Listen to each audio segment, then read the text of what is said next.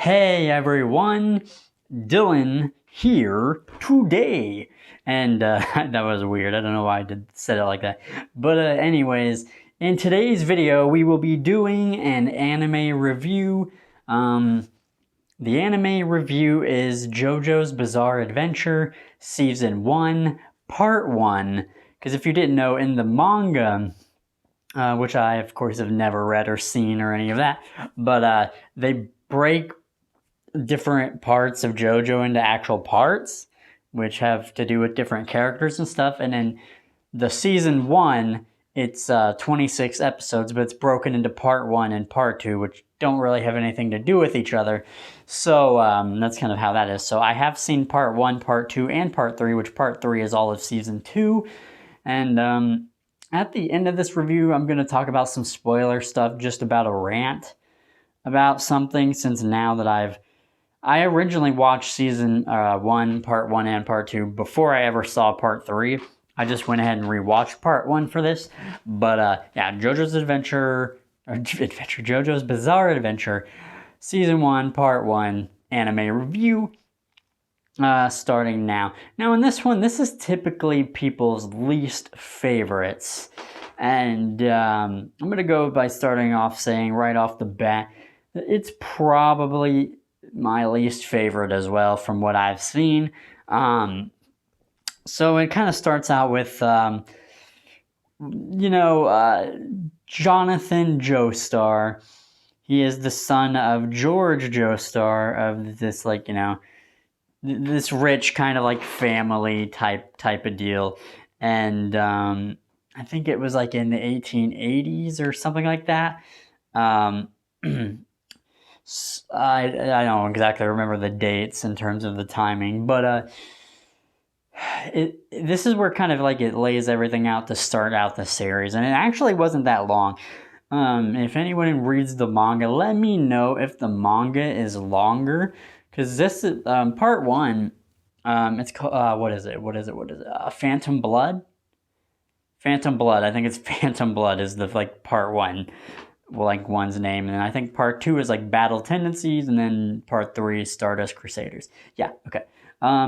If it's longer, because the season 1, part 1 is only I think 10 episodes, so that's not very much at all. That's not even a full normal anime season.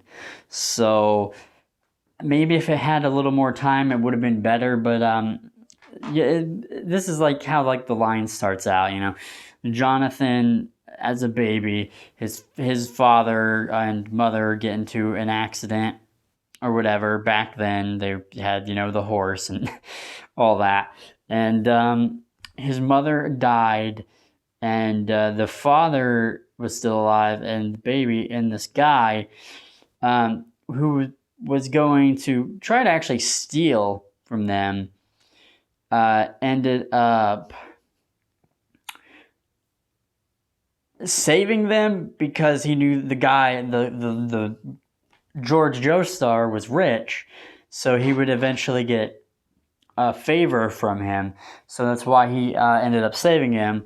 But so he kind of helped them, and then eventually later on, a character like Jonathan gets a stepbrother that is the son of this guy that saved George Joestar's life, and he cashed in that favor.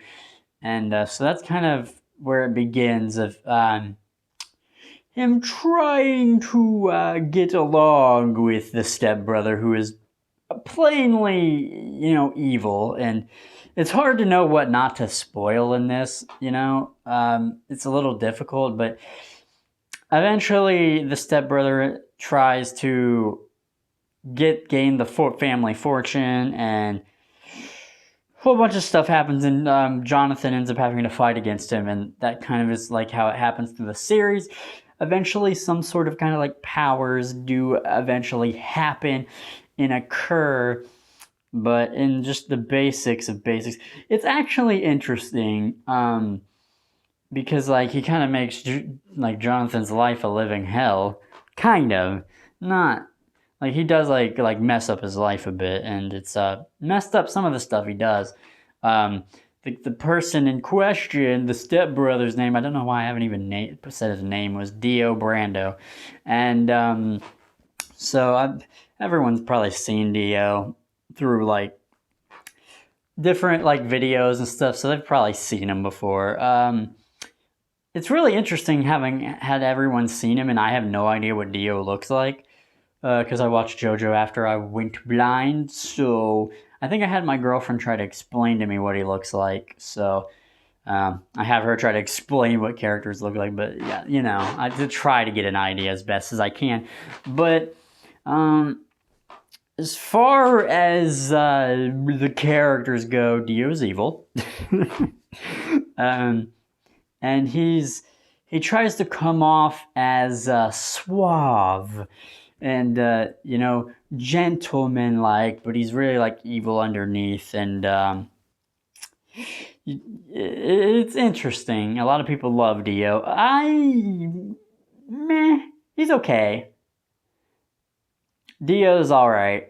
I don't hate him, but I don't love him like people do. I'm kind of just in the middle. He's all right.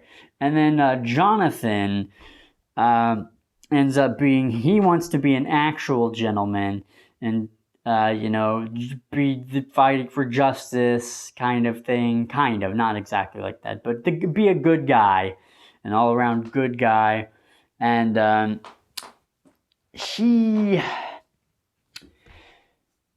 Jonathan is okay, but he does get boring later on. And I don't know if, to me, that's just one problem I have with him. He just ends up kind of getting boring. And it's just kind of like, meh. Like, I do think, like, if you ever want to watch later on in JoJo, you probably should watch part 1 at least once. You should watch it at least once, and then after that, you don't really have to watch it again. I'm surprised, because I think after I watched it the first time, I was like, I'm not going to watch it again, but I did it for this review specifically and I wanted to see if my thoughts would have changed having seen part 2 and part 3, and not really. Not really. My like thoughts and opinions on it haven't changed that much. Well, one thing has changed from me actually watching part 3, but I'll get into that at the end of the video with more bigger spoilers. But having Jonathan get stronger and like you know, show himself, some stuff I had a problem with, like, really, that happened? Like there's no way this happened, or different things like that. Like, I know it's an anime, but still within what they've set the boundaries. I was like, no, he shouldn't have done this. Like, but I don't know. It was short. Maybe if it was longer, it could have been a little bit better. But even then, I don't know. Jonathan's just kind of like, I don't know. And Dio's kind of like, to me. Like, I'd probably say I ended up liking Dio more than Jonathan in part 1. Than, you know, the other way around. But Dio's still mad to me. He's okay. Like I said, he's all right. And then Jonathan is below him.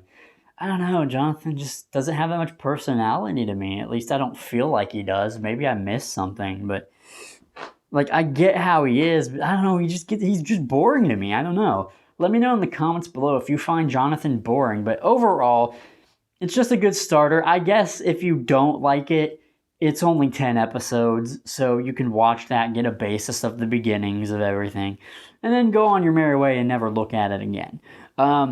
I think that's a good way to look at it. There are some people that probably can enjoy it, and I'm not going to say I hated it. Like, I did not hate part 1. It was just like, It was neutral. I didn't like, there were some parts that I liked a little bit, but it was just neutral to me. I didn't hate it. I didn't love it. It's just like, That's just like, I just named the title of the video. JoJo's Bizarre Adventure Part 1. That's all I got. But I did want to talk about it a little bit. The music was alright. The music was fine. Didn't hate it. Most music in anime is fine. Like, can't think off the top of my head a soundtrack that was just straight up bad, but yeah, I mean that is pretty much part one in a nutshell. And I tried not to spoil things, to be honest, because I don't know who's seen it or not. And my review probably won't change your mind, but I at least wanted to talk about it. I don't know, I'm weird today. But yeah, that's kind of my non-spoilery types of reviews about JoJo's Bizarre Adventure Part 1, the anime, and the first 10 episodes. Like I said, if it had more episodes, maybe it could have been better, but it's just like, I know now, since I'm reviewing this now, I'm probably never going to go back and watch it. I have no reason to or want to. It is just neutral. It's fine. Probably give it a 5 on Mal. I think that's what I did give it. But yeah, so let me know in the comments below. Did you like part 1? Do you feel the same way that as I do? It's a middle road kind of thing. You don't hate it, you don't love it, or do you love it? Just let me know. And now I have something I want to spoiler warning. I'm going to talk slightly about stuff that happens in part 1 and in part 3. So if you do not want to be spoiled on this, please click away now. Thank you for anyone who has watched this far. I really appreciate it. And I will see you in the next video. Okay? Good. Clicked off. Now, I'm going to rant about Dio. And my problems that I have with Dio. Okay, so I can accept, him surviving the first fight and living through that. Living through, getting burned alive or whatever in the fire because of that stupid henchman or whatever. Fine. That's fine. He can survive.